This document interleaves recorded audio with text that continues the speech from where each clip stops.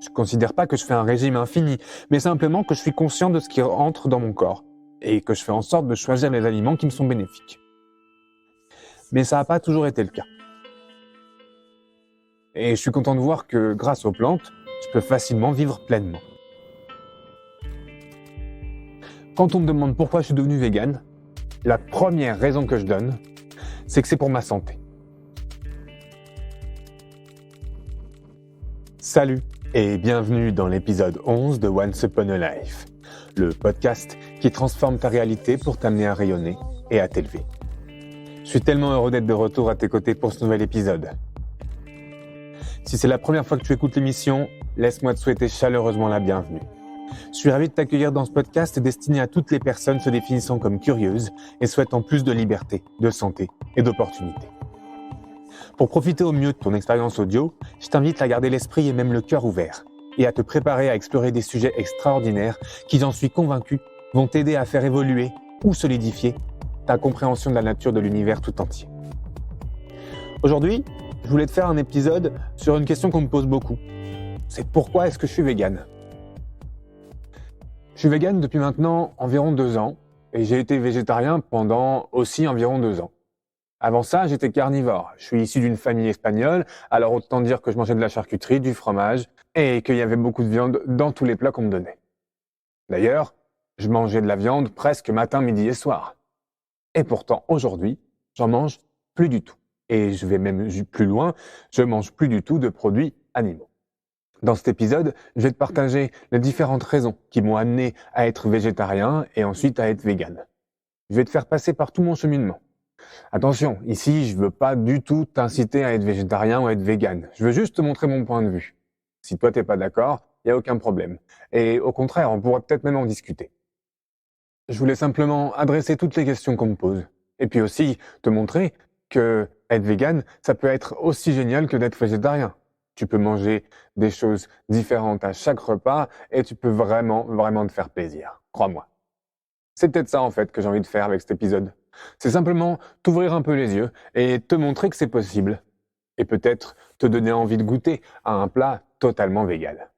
À la fin de l'épisode, justement, je te partagerai un petit peu des recettes et des choses que j'ai découvertes pendant mon cheminement. Le problème aujourd'hui, c'est que tout est transformé. On trouve aussi des choses véganes transformées, bien entendu. Mais qui dit transformé dit qu'on ne sait pas ce qu'il y a à l'intérieur de ce qu'on mange. Et c'est une des raisons qui m'ont amené à être végétarien puis vegan. C'est que, au moins, je sais ce qu'il y a dans mon assiette.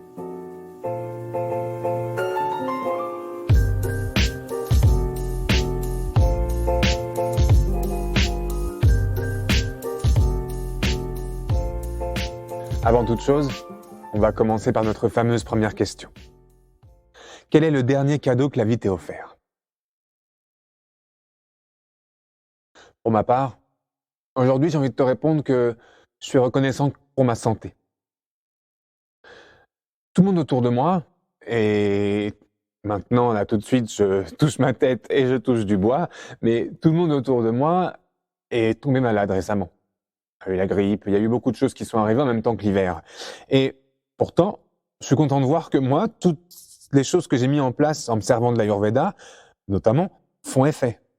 Grâce à mon alimentation, et surtout grâce aux plantes, je suis en bonne santé et je suis aussi protégé des virus de l'hiver qui arrivent. Évidemment, il faut être toujours prudent. Il faut se couvrir, manger et dormir assez. Mais tout de même, j'avais quand même pour habitude de tomber malade vraiment très souvent auparavant.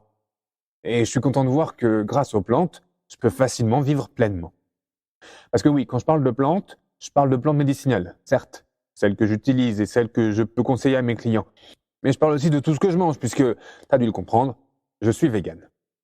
Alors, je t'arrête tout de suite, je suis pas de ces véganes activistes qui remplacent le gel hydroalcoolique à l'entrée des boucheries par du sang. Quoique quand j'ai vu ces images sur les réseaux, je me suis quand même bien marré. Mais je vois plutôt cette pratique, puisque c'en est une aussi, comme une philosophie de vie. Je ne considère pas que je fais un régime infini, mais simplement que je suis conscient de ce qui entre dans mon corps et que je fais en sorte de choisir les aliments qui me sont bénéfiques. Mais ça n'a pas toujours été le cas.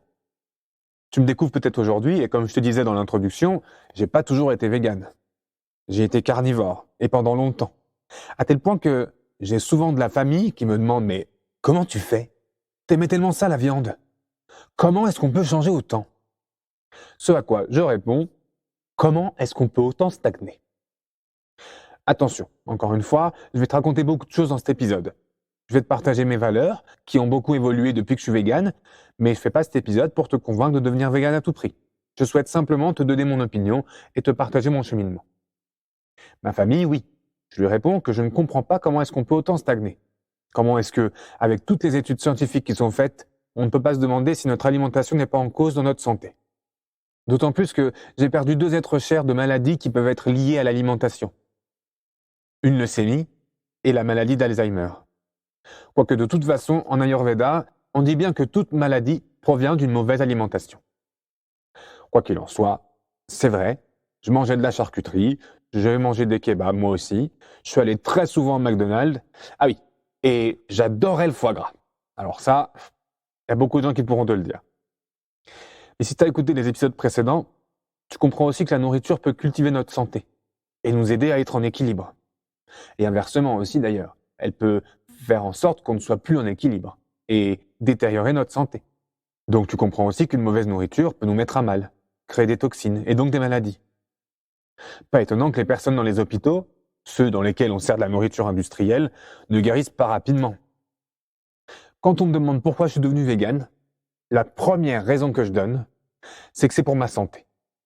Dans les épisodes précédents, je t'ai expliqué que j'ai développé une intolérance, voire même une allergie, au lactose. Ce qui a dû me faire revoir tout ce que je mangeais. Et autant te dire aussi que je suis né en Haute-Savoie. Si tu vis pas en France, la Haute-Savoie, c'est un département français, connu pour le fromage. Imagine donc le nombre d'amis que j'ai qui m'ont demandé « Mais comment tu fais? Tu peux plus manger de raclette, tu peux plus manger de tartiflette. » Ce à quoi je réponds avec un sourire « J'en ai plus envie. » Lorsque ton corps ne supporte plus un aliment, tu vas pas en avoir envie. À cette époque, où j'ai arrêté le fromage, je continuais la viande, le fromage de brebis et le fromage de chèvre. Mais je commençais petit à petit aussi à être sensibilisé à ces sujets. Le poisson, j'ai jamais été vraiment fan, donc ça n'a pas été compliqué d'arrêter. Jusqu'au jour où je me suis plaint de douleurs dorsales, à tel point que je suis allé voir une kiné, qui elle-même était végétarienne et intolérante au gluten. Cette dernière, en me massant le dos, m'a conseillé d'arrêter les produits laitiers, ce à quoi je lui ai répondu que je les avais déjà arrêtés depuis longtemps. Elle me rétorque alors qu'il serait peut-être bénéfique d'arrêter la viande, ou en tout cas de la diminuer. Elle m'explique que la plupart des viandes viennent d'animaux qui sont maltraités, c'est-à-dire, entre autres bien sûr, qu'on leur donne des tonnes d'antibiotiques pour éviter qu'ils ne tombent malades et que les fabricants perdent de l'argent. Donc si l'animal qu'on va manger mange des antibiotiques, ces antibiotiques ils vont se retrouver aussi dans son sang, et donc dans ses muscles, et donc dans la pièce de viande qu'on va manger. Je dis « on » ici parce que moi aussi j'en mangeais. Mais j'ai envie de te dire que rien que l'image de la viande dans ma tête, pendant que je te parle, me provoque des hauts le cœur. Et c'est ça que mon entourage ne comprend pas. Je n'aime plus la viande. Alors oui, j'en ai mangé beaucoup, comme je te disais. Mais quand on me demande si ça me manque, voilà ce que je réponds. Ce qui me manque, ce sont les plats espagnols que ma grand-mère me faisait. Le goût du chorizo, de la longanise que je partageais avec elle. Mais de là à porter de nouveau de la viande à mes lèvres, il y a un très très grand pas entre les deux. Il m'est arrivé quelquefois qu'on me fasse de manger de la viande par erreur. Crois-moi quand je te dis que j'avais envie de vomir. Ce qui me manque, c'est pas la viande, c'est ma grand-mère. Je parle ici d'un souvenir et j'ai déjà cuisiné des plats véganes qui ont le goût de ce que ma grand-mère me faisait. Il y a donc toujours des alternatives. Quoi qu'il en soit, au moment où j'ai commencé à suivre les conseils de ma kiné, j'ai ressenti ce qu'elle me disait. Elle m'expliquait qu'en arrêtant la viande, je ne mangerais plus ce qui me crispe les muscles, et notamment les muscles de mon dos, puisque c'est pour ça que j'allais la voir. Parce que les antibiotiques des animaux qu'on ingère ont évidemment un effet sur notre propre santé. On ne peut pas le nier, et tu es forcément d'accord avec moi. Donc en les supprimant, on va aller de mieux en mieux. Aujourd'hui, quand j'y repense, je ressens vraiment une évolution, et j'en suis ravi. L'arrêt de la viande, couplé à des séances de yoga régulières, et aussi de méditation, font oublier à mon corps que j'ai passé la trentaine aujourd'hui. Mais à cette époque, j'étais pas encore aussi radical qu'aujourd'hui. Je voulais toujours manger de façon sociale, si je puis dire, et je continuais d'aller dans les fast-foods en choisissant des menus sans viande et sans lactose. Le cheddar, le fromage de chèvre et de brebis pouvaient passer, alors j'en profitais. en sentant très bien que mon corps ne réagissait pas de la meilleure façon qui soit. En faisant des recherches, je me suis vite rendu compte que manger du fromage allait à l'encontre de tous les principes d'un végétarien. Je suis pas là pour te dégoûter, donc je vais pas exactement t'expliquer ce que c'est. Je te donnerai juste le nom de ce que je voulais plus manger. En fait, pour faire du fromage, les fabricants vont utiliser ce qu'on appelle de la présure. Cette présure va faire cailler le lait et ensuite le transformer en fromage. Je te laisse faire tes recherches. Mais ça m'a assez dégoûté pour me rendre compte que si je continuais de manger ça, j'étais toujours pas végétarien. J'ai donc arrêté. Et c'est aussi à peu près à ce moment-là où j'ai regardé le documentaire The Game Changers sur Netflix. Et là, alors, les œufs ont commencé aussi à me dégoûter et j'ai arrêté également. Il me restait plus que le beurre, que je supportais par moments dans les pâtisseries. Et aussi parce que le lait dans le beurre est pasteurisé. En bon français, je me gardais les croissants en guise de plaisir. Et il faut même dire d'ailleurs que j'abusais par moments. Jusqu'au moment où je me suis rendu compte que la dorure sur les croissants était obtenue avec des œufs. J'y pensais pas, mais c'est vrai qu'il faut des œufs pour faire la dorure sur les croissants, surtout en boulangerie. Et c'est là, du coup, où j'ai arrêté les viennoiseries dans les boulangeries. Alors oui, pour me faire plaisir, il peut éventuellement m'arriver de manger des biscuits faits avec un peu de lait ou d'œuf. On va dire que tant que c'est cuit et que je les vois pas, je peux éventuellement les accepter. Mais bon, je vis en France et il n'y a pas encore beaucoup d'alternatives véganes. Et il n'y a pas non plus énormément de véganes en France. Donc c'est compliqué de, par exemple, se faire inviter, d'aller chez des gens. Il faut toujours un petit peu anticiper et prévenir des intolérances, des allergies. Après tout, il y a de plus en plus de personnes qui ont des intolérances, qui ont des allergies. D'ailleurs, c'est quelque chose à se demander. Pourquoi est-ce qu'il y a autant d'intolérances qui arrivent? Pourquoi est-ce qu'il y a autant d'allergies qui surgissent tout à coup alors qu'auparavant on n'était pas forcément intolérant au lactose ni au gluten? Ça, on n'en parle pas dans cet épisode, mais c'est des questionnements qu'on peut avoir. Donc, quand je suis invité par quelqu'un, je vais simplement lui demander ce qu'on va manger et puis éventuellement faire des petites suggestions. Ou alors, c'est moi qui vais les inviter et alors je vais faire à manger et dans ce cas-là, je saurai exactement ce qu'il y a à l'intérieur et je saurai aussi ce que je vais leur servir. Aujourd'hui, c'est mon corps qui supporte plus tout ça. Dès que ces aliments entrent dans ma bouche, je peux littéralement détecter les produits qui ne sont pas bons. Je suis aussi allergique au pollen. Et crois-moi quand je te dis que je suis un vrai détecteur à pollen. S'il y a une fleur dans la pièce, tu peux être sûr que je vais avoir les yeux qui coulent, que je vais tousser, éternuer. Eh bien, c'est peut-être un peu pareil avec le lactose et les produits animaux.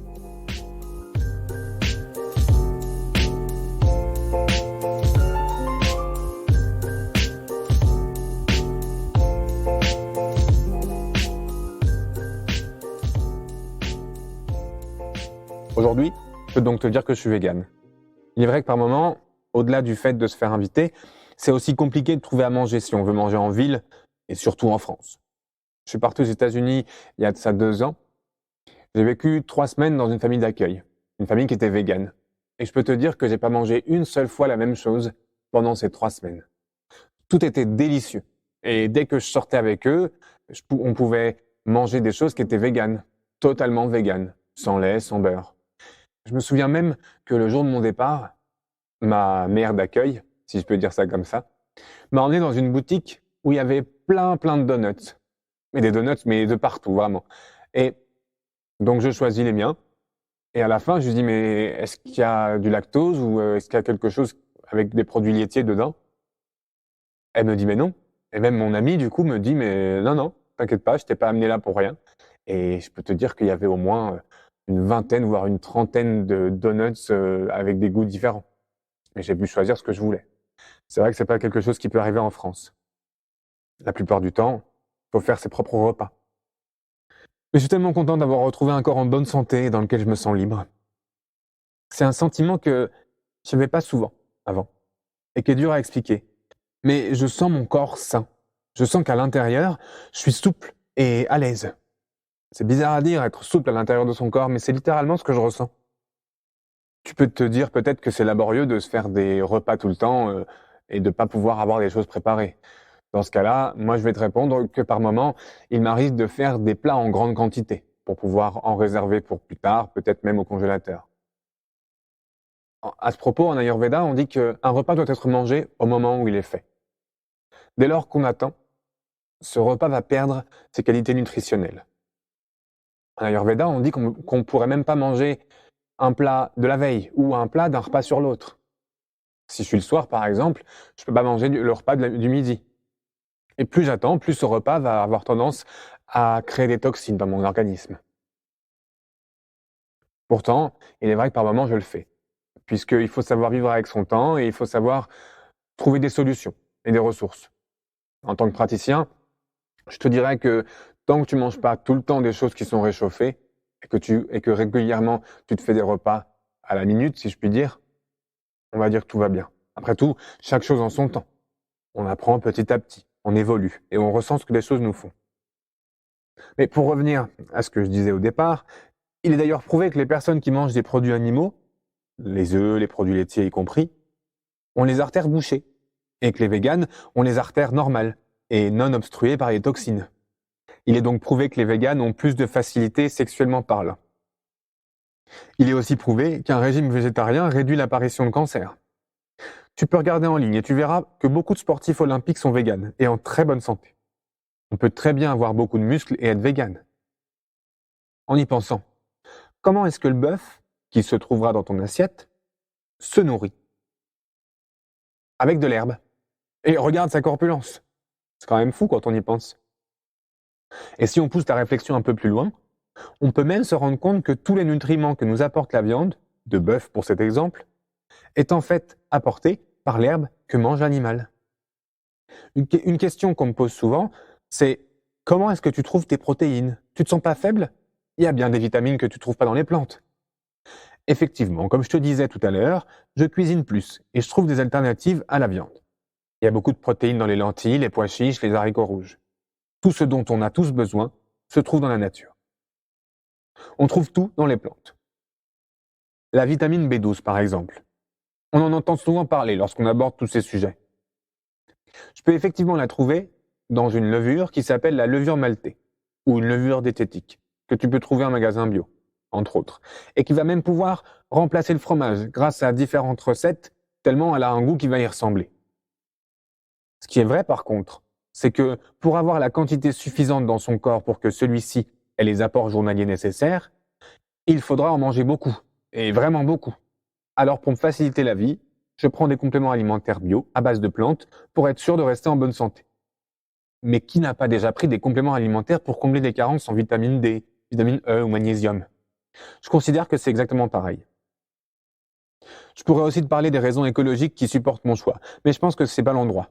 Mon discours partirait trop dans un discours presque politique. Si t'es intéressé, par contre, j'ai écrit un article sur mon blog que j'ai appelé Pourquoi j'ai arrêté de manger des cadavres. Pourquoi des cadavres? C'est peut-être un petit peu radical dit comme ça, mais ça vient d'une dame qui s'appelle Irène Grosjean. On dit que c'est la papesse du cru. Elle m'a ouvert à toutes ces réflexions dans sa vidéo La vie en abondance. Elle explique notamment que manger de la viande revient à manger des cadavres. Et elle va encore plus loin en disant qu'on ne peut pas faire de la vie, dans son corps, on s'entend, avec de la mort. Il faut donc manger des choses vivantes pour faire de la vie, et donc des plantes. C'est une dame fascinante. Et même si c'est un autre sujet, comme je te disais juste maintenant, elle préconise même de manger cru. On en a parlé dans l'épisode 5, Émotions et alimentation, avec Marie Kuhn. Elle t'expliquait par exemple que dans son cas, elle ne peut pas du tout digérer le cru. Et d'ailleurs, quand on prend les choses d'un point de vue ayurvédique, on se rend aussi compte que c'est seulement les personnes de type Pitta qui peuvent manger des aliments crus presque toute l'année. Pour les autres, il faudra attendre d'être en été pour manger cru. Pour ma part, étant Vata, j'ai besoin de la nourriture cuite pour me réchauffer et raviver mon feu intérieur. Mais que dit l'Ayurveda dans tout ça? Est-ce que l'Ayurveda préconise un régime vegan, voire végétarien? Eh bien oui, l'Ayurveda préconise même un régime lacto-végétarien. Et bien que le végétarianisme ne soit pas une obligation pour profiter des bienfaits de l'Ayurveda, il est quand même souvent recommandé.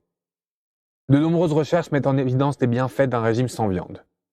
Le premier avantage des régimes sans viande est qu'ils sont plus légers et donc plus faciles à digérer. Évidemment, la viande contient beaucoup de longues chaînes d'acides gras qui ne sont pas complètement métabolisés par l'organisme. Le second avantage, c'est que ce régime alimentaire va permettre d'éviter bon nombre de soucis de santé. D'une part parce que, comme je te disais tout à l'heure, les animaux sont élevés et nourris dans des environnements remplis de pesticides et d'autres produits chimiques, et qu'ils ingèrent et qui vont se retrouver donc dans la viande. Et d'autre part parce que, même si la viande provient d'un élevage bio, la viande reste un produit gras, aussi maigre qu'elle puisse être. Pendant la digestion, les hauts taux de lipides dans la viande vont s'oxyder à l'intérieur de ton corps et interagir avec le sel contenu dans la bile et dans le foie. Et ils vont ainsi créer ce qu'on appelle des radicaux libres, pouvant créer de graves maladies. Être végétarien peut permettre de réduire les risques de mortalité liés au diabète, aux maladies artérielles coronaires, de réduire les calculs biliaires et l'hypertension. Le régime végétarien permet aussi de réduire drastiquement les effets du cancer du poumon, de la constipation et de l'obésité. Et enfin, la viande est aussi souvent impliquée dans l'apparition de cancers, de maladies coronaires, du diabète de type 2, de l'hypertension et de la perte de masse osseuse. De nombreuses recherches indiquent donc que les végétariens ont une espérance de vie supérieure à la moyenne. Et toutes ces recherches, je te les mettrai dans la description de l'épisode. Et il a également été prouvé que le végétarianisme n'entraîne pas de malnutrition, surtout le régime lacto-végétarien recommandé par l'Ayurveda. En Inde, la vache est considérée comme un animal sacré. C'est donc tout naturel que l'Ayurveda préconise un régime lacto-végétarien. Attention, l'Ayurveda ne préconise pas n'importe quel lait. Le lait dans les recettes ayurvédiques va toujours être bouilli, va donc perdre toutes ses toxines. Et ces choses qui peuvent nous rendre intolérants. Et comme je te l'ai déjà dit dans un autre épisode, en raison de mon histoire, j'ai pas encore osé essayer ces produits. Mais je le ferai bientôt pour le bien de l'émission. Et heureusement, aujourd'hui, il existe de plus en plus d'alternatives véganes et celles-ci sont de plus en plus bonnes. Alors pourquoi ne pas essayer ? Dans l'épisode 5 dont je te parlais tout à l'heure, Marie t'a concocté un e-book de recettes végétariennes. Je te laisse écouter l'épisode pour en savoir plus. Et pour aller plus loin, aujourd'hui, je te propose d'avoir accès à toutes les ressources véganes que je connais. Et notamment un site de recettes véganes pour les fêtes de fin d'année. Je t'ai préparé un document téléchargeable gratuitement et sans adresse mail, dans lequel je t'ai noté toutes les ressources qui me sont utiles au quotidien, lorsque je n'ai pas d'idée pour un repas. Tu pourras te faire des hamburgers avec un steak végétal maison meilleur que de la viande, en tout cas pour moi évidemment, une mayonnaise végane meilleure que la vraie, et ça c'est une non-végétarienne qui me l'a dit, et une bolognaise tellement bonne et saine que tu pourras tromper n'importe qui en faisant de bonnes lasagnes, que tu pourras même accompagner de béchamel. Tu vois, inutile de se priver. Tu pourras retrouver tout ça dans les notes de l'épisode. Tu peux aller à bengananda.com/11. J'espère que cet épisode t'a plu et qu'il t'a donné envie de manger moins de viande, ou en tout cas d'essayer des alternatives. C'était là tout mon but aujourd'hui, de montrer qu'on peut évoluer et faire, un par un, des efforts pour une vie et une planète plus saine.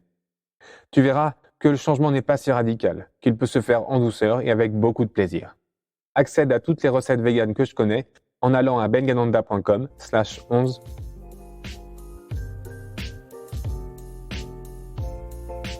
Je te remercie de ton écoute et de ton attention. J'ai à cœur de faire de ce podcast un espace d'échange et d'évolution. Et tu as toute ta place dans l'histoire. Si tu souhaites me faire part des thèmes qui t'intéressent et que tu aimerais voir abordés dans l'émission, n'hésite pas à me contacter. Et si tu connais quelqu'un qui voudrait nous raconter sa propre histoire merveilleuse, ou si toi-même penses avoir ta place derrière le micro, tu peux aller à bengananda.com/préparation pour remplir le formulaire dédié. Et si tu es un artiste qui crée de la musique et que tu souhaiterais qu'une de tes chansons ait sa place dans un épisode, n'hésite pas à me contacter pour qu'on en discute. Et enfin, si le cœur t'en dit, abonne-toi au podcast pour ne manquer aucun épisode. Et laisse-moi une note ou un commentaire sur ta plateforme d'écoute préférée pour soutenir l'émission et l'encourager à toucher le plus d'oreilles curieuses possible. On se retrouve la semaine prochaine pour un nouvel épisode. D'ici là, je te souhaite une très belle journée, une merveilleuse semaine et comme on dit, namasté.